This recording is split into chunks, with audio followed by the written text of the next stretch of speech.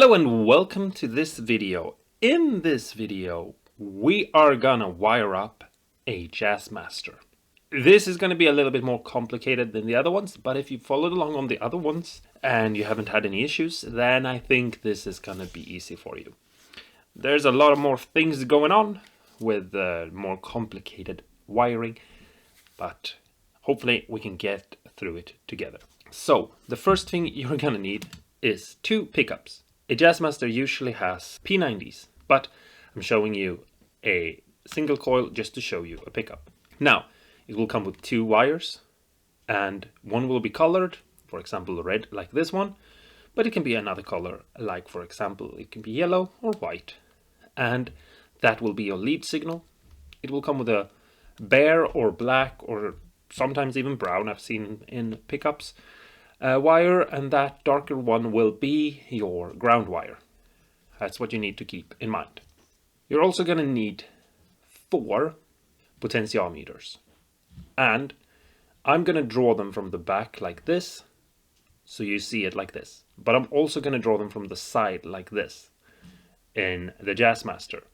And the reason why is because the Jazzmaster has 2 controls extra for weird selection things that is going on in it, and they use a special bracket that puts the potentiometer at the side like this, and so you have a wheel you can turn on the side like this. If you've ever played a Jazzmaster or looked at pictures of them, you might have seen those wheels, and they're actually just 2 extra potentiometers. So when we go to wire up the volume and the tone, the basic ones, you'll see them from the back like here. But when we are wiring up the 2 extra ones, you'll see them from the side like this. That will be the first leg all of a sudden, and that will be the last leg. You're going to need a output jack, and they look like this or something similar. And they have one leg here that is connected to this inner ring, and that's the ground. And one leg here that's connected to this arm that sticks up, and that's the lead. And if we take a jack and we plug it in, you can see how this tip is being pushed up against this, making a connection to this. And the ground is being connected to this sleeve. If we look at this sleeve, you can see how this part here is separated with this black ring from the tip. The tip is your lead signal, and the sleeve here is your ground. The next thing you're going to need is you're going to need 2 switches. And you're going to need a 3-way switch for your guitar, the kind you always use.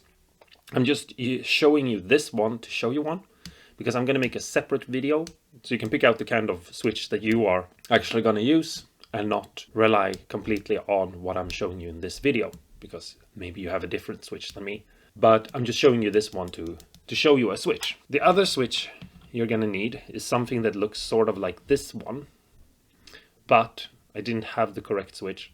The switch you're going to use is going to have 6 leg. So it's going to be 3 in a row like this, but then next to them there's going to be another 3 in a row. So if I draw it out to show you what I mean, from the back, which is how we're going to look at it, it will look like this. I usually don't go in to what switch in these sort of videos you are supposed to actually get, but this is a very special switch that you will have, and so I feel like it can be talked about in this video, because there really isn't any other guitar that uses them unless you're coming up with something fun for yourself.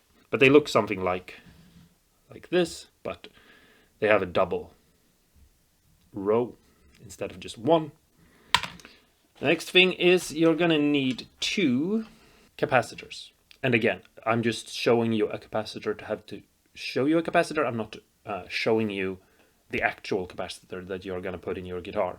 This is just a random one I have laying around as an example to have something to show you as we go through the wiring.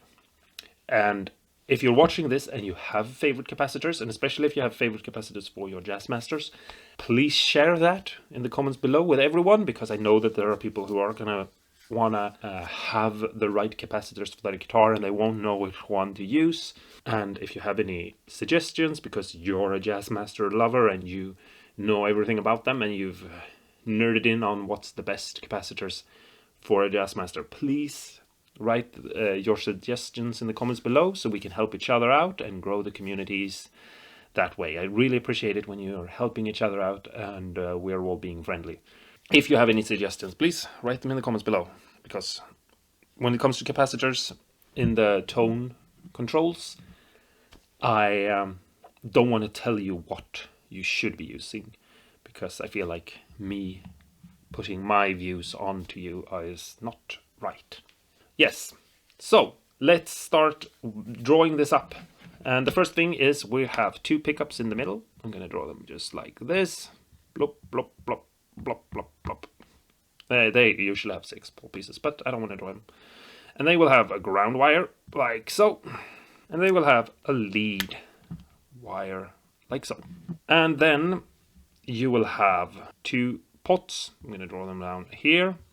And they will be our volume and tone, like so. And they also have legs sticking up, like this. Doopy, doopy, doop. And you'll have an output jack. I'm going to draw it out here. I hope this will make sense. But there it is.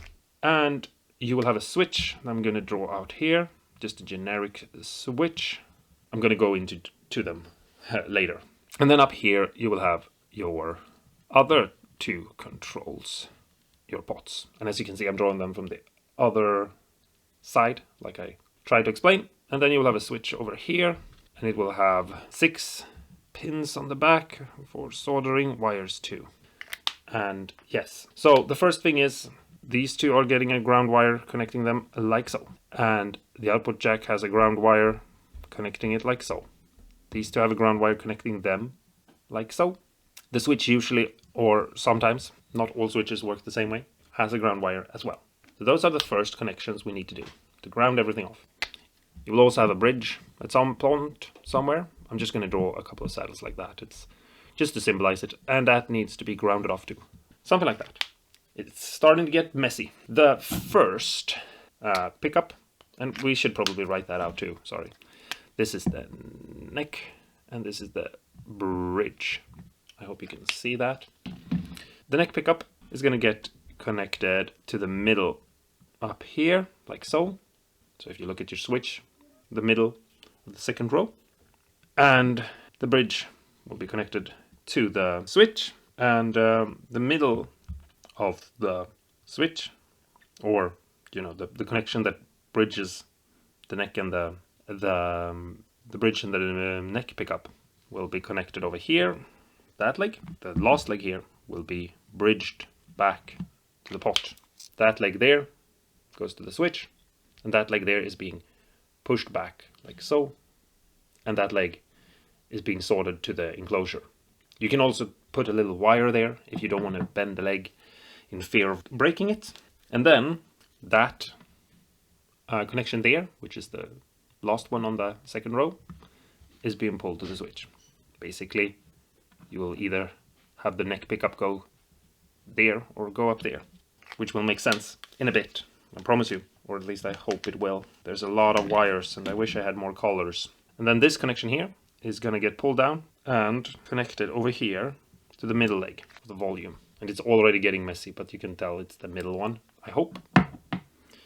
If this is getting confusing, watch the video as you're wiring this up on your phone or something like that, and follow along while I'm doing this, and hopefully it will work. Sorry if this is confusing.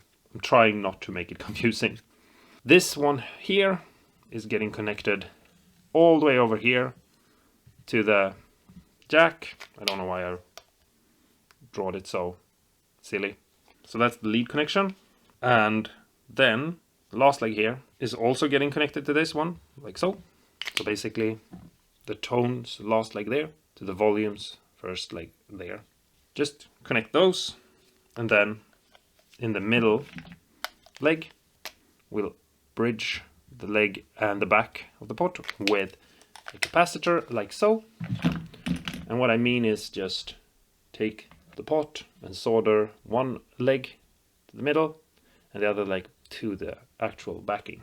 Super easy to do. Okay, so now let's take this switch. And again, sorry if this is confusing. So first of all, this is going to sit on its own little metal plate thing. And from here, right there, we're gonna have a ground connection. Just a wire. And then from this last leg here to this last leg here, we're gonna solder a capacitor. I'm gonna draw it like this.